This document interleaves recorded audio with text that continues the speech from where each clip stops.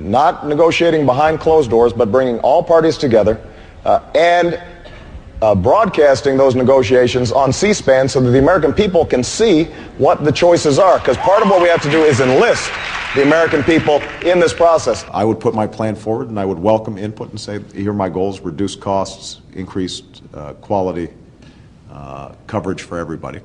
If you have better ideas, please present them. But these negotiations will be on C-SPAN.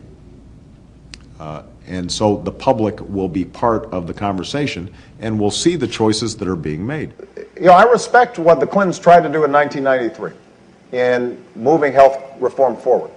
But they made one really big mistake, and that is they took all their people and all their experts into a room and then they closed the door. We will work on this process publicly. It'll be on C-SPAN. It will be streaming over the net.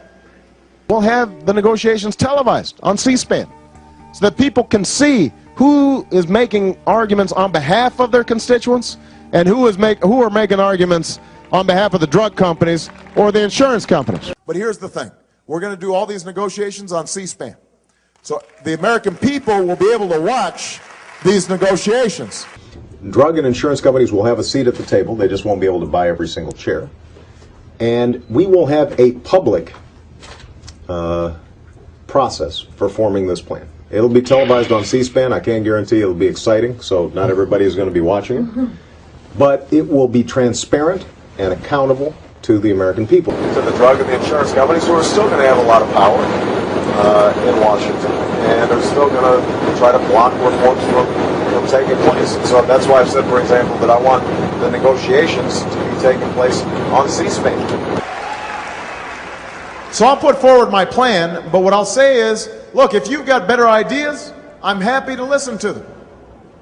But all this will be done on C-SPAN, in front of the public. And one of my jobs as the president will be to guide this process so that it's an honest process.